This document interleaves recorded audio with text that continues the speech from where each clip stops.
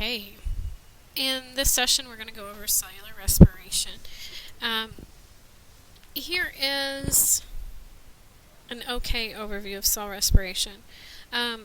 You have your anaerobic respiration, which is the respiration that does not require oxygen, and it takes place to the left of my cursor here, and this is glycolysis. Now, this pyruvic acid that's created during glycolysis can either do one of two things. If there's oxygen present and a mitochondria, it can go on into the mitochondria to do the aerobic portion that requires oxygen over here, or it can continue on in an anaerobic process called fermentation, which is not shown in this diagram. So, first of all, we're going to talk about anaerobic respiration. The definition is the production of a small amount of ATP without oxygen. This occurs in the cytosol or cytoplasm of the cell. It has two stages, glycolysis, and then an optional second stage, which is fermentation. Now, fermentation is only optional if the cell has the ability to do aerobic respiration. There are organisms which cannot do aerobic respiration, and in which case fermentation is not an option. It's the second stage of anaerobic respiration. Let's talk about the first stage, glycolysis. The reactants, what goes into glycolysis, is glucose, and believe it or not, you have to have a little bit of ATP to get glycolysis going. So we have our glucose molecule here, represented by these 6 little beads, and the beads represent carbon molecules. So this is a 6-carbon sugar. Please remember back to or note that these 6 carbons are not in a line; they actually form a ring. So this diagram is a little bit misleading, but we have our glucose molecule. We add 2 ATP to the process, and what that does is that puts the little phosphates on the ends.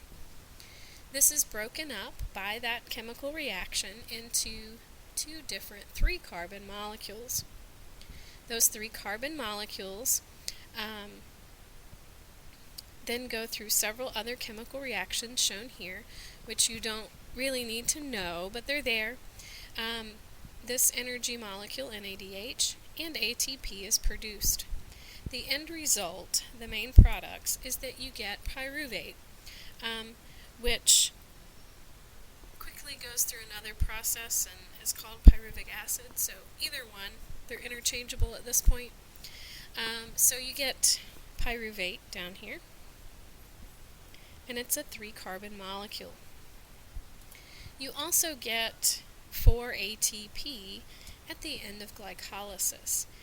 I like this diagram because down here at the bottom it tells you what the net gain is.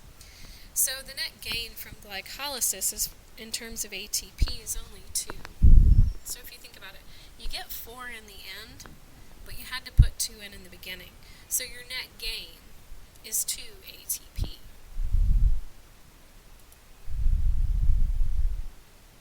The second stage of anaerobic respiration, meaning not requiring oxygen,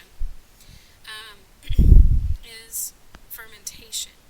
So a quick review, here's our glucose molecule. We get a small amount of energy out of glycolysis, which is what this top box is illustrating. You get 2 of those 3 carbon molecules, which was pyruvate. So our reactant is pyruvate, right here, and the product is either lactic acid or alcohol. Those 2 3-carbon molecules will either do lactic acid fermentation or alcohol fermentation. They don't do both. So if you notice up here, bacteria and human muscle cells will do lactic acid fermentation. Yeast cells will do alcohol fermentation.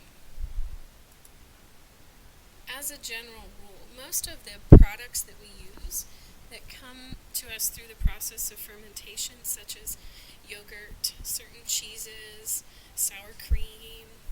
Soy sauce also comes to us through the process of fermentation, and then of course all the alcohol that people like to consume. And as a general rule,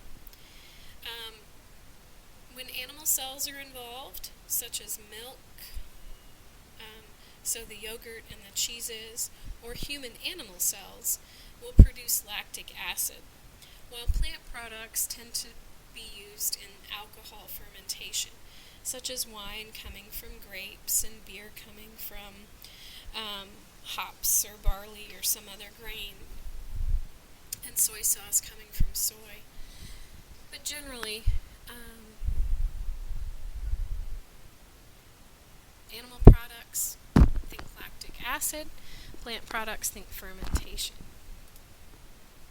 So here's anaerobic respiration. Actually, this is a good diagram of cell respiration altogether.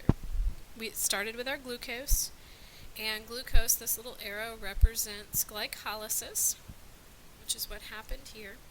This little arrow, glycolysis, gave us a net gain of 2 ATP. We have 2 pyruvate molecules. If there's no oxygen present in the cell, it will follow this pathway, and it will do fermentation, which we just talked about. And fermentation is either alcohol fermentation or lactic acid fermentation, which happens in animal cells. If there is oxygen present in the cell, and the organism has mitochondria and the ability to do aerobic respiration, that is the pathway that the pyruvate will take. The reason for this is you see there is no ATP gain here in fermentation. So the bacteria and yeast and organisms that do anaerobic respiration can survive on just the 2 ATP that they got from glycolysis. Larger multicellular organisms, however, usually, almost always, 2 ATP just isn't going to cut it as far as running all of the processes of the cell. So, because it needs more than just 2 ATP, animal cells and multicellular organisms have developed a symbiotic relationship with mitochondria, which scientists believe was actually once its own little organism. But the mitochondria has the ability to use this pyruvate along with oxygen to produce 34 more ATP molecules. And that's quite a bit. That gives the multicellular organism an advantage, a very good one, over just the 2 ATP. So let's talk about when the pyruvate molecules choose the oxygen pathway and do aerobic respiration. So aerobic respiration is the production of a large amount of ATP in the presence of oxygen. Where does aerobic respiration occur? It occurs in the mitochondria. Again, this means prokaryotes cannot do aerobic respiration. They don't have mitochondria. They only do anaerobic respiration, and the net gain of 2 ATP is plenty to keep them running. There are 2 stages to aerobic respiration, and you can see them here. There's the Krebs cycle. This is also called the citric acid cycle. So if you look this up to study on your own, don't be confused there or thrown off. The citric acid cycle is also known as the Krebs cycle. The second stage is the electron transport chain. You can call this the ETC for short, just as long as you remember what it stands for.